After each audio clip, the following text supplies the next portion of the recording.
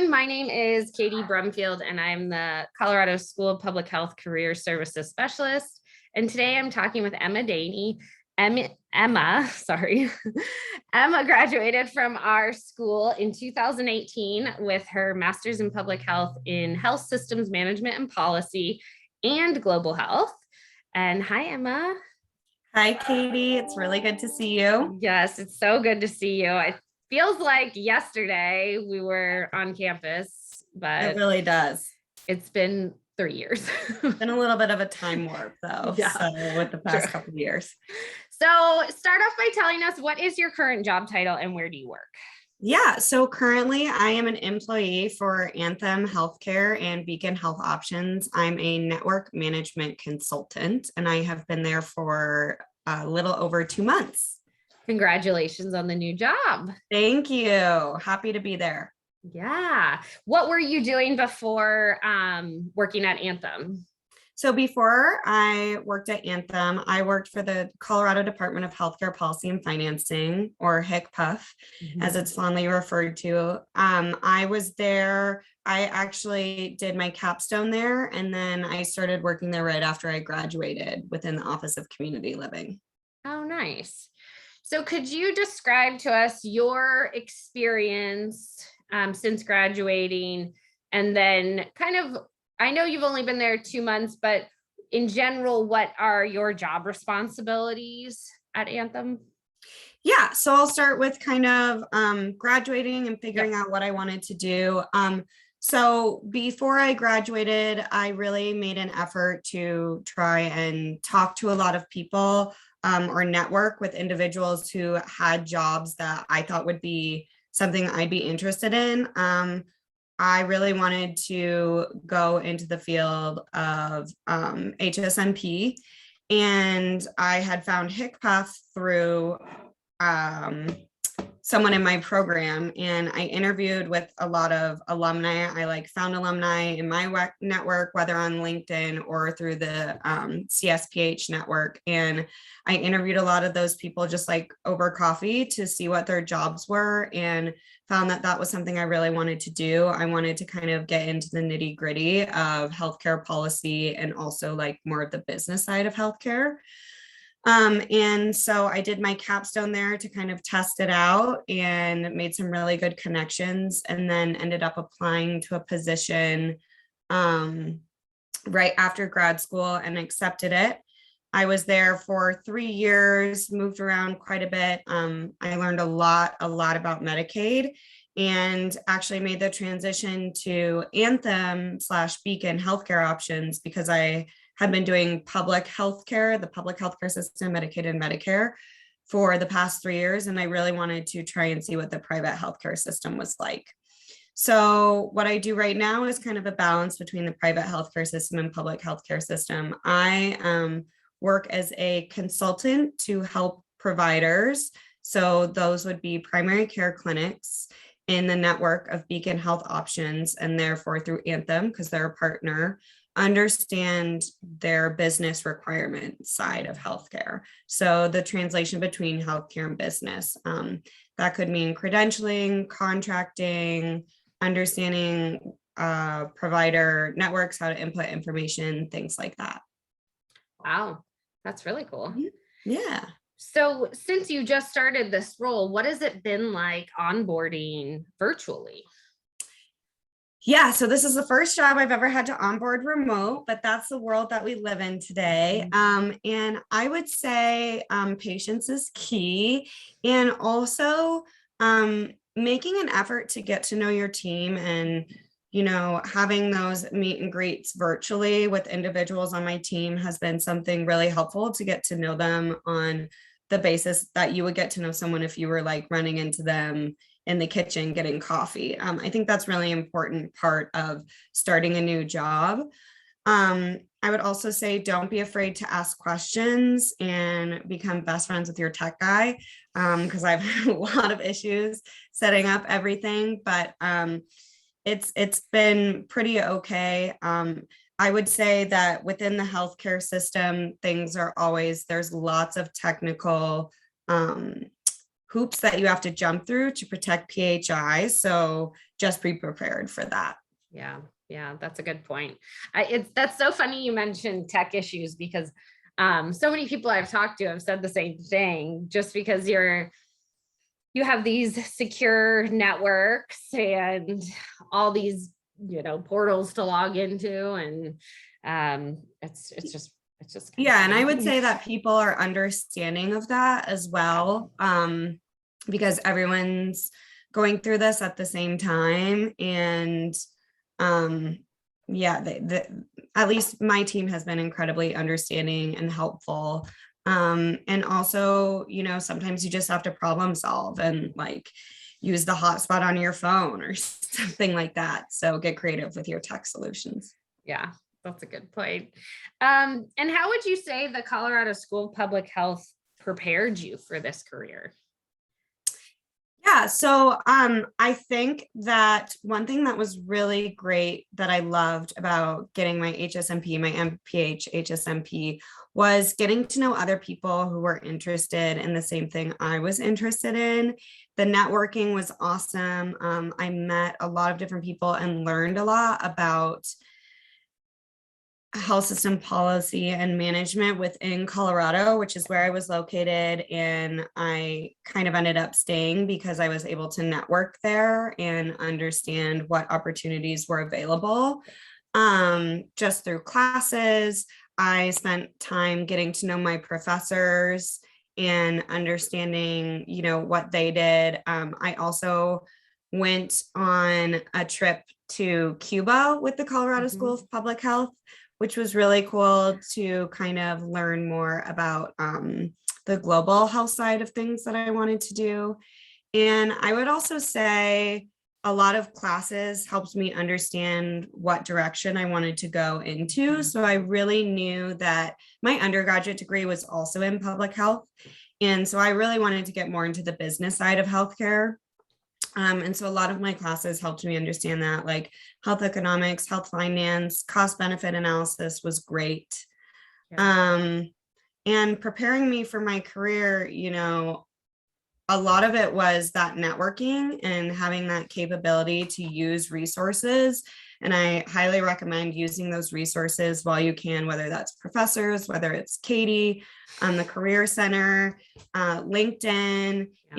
Alumni love to help prospective students and would definitely be available for a coffee or just to meet virtually. I would say the best thing I did preparing for a career was taking the time to make those connections and just shoot that LinkedIn message and see if someone would let me have an informational interview with them, not only to make those connections, but to understand, like, this is their job title. Is this something I actually want to do, or is it not?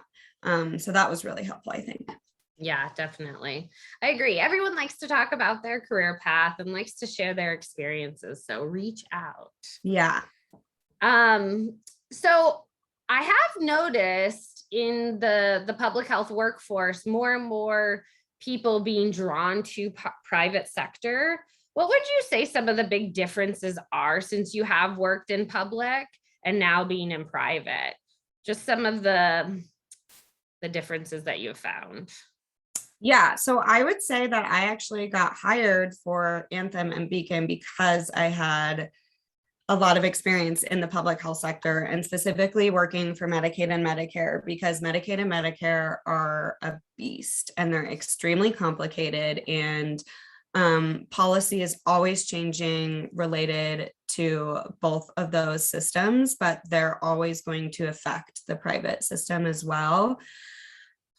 So I would say, they're both very different. And I'm sure that the pandemic will have an impact on both, but I feel very lucky to have worked for the public health sector during the pandemic to see how the pandemic was handled and learn a lot about how policy has to move quickly in an emergency. They're different in the ways that they approach healthcare because of funding, because of policy, because of legislation, but they intertwine a lot as well too. That's a really good point. I don't think I ever really put the two together like that, but I always just kind of look at sectors, but Mhm. yeah, that it makes sense that you almost kind of need to have experience in one or the other, to do the other. Yeah.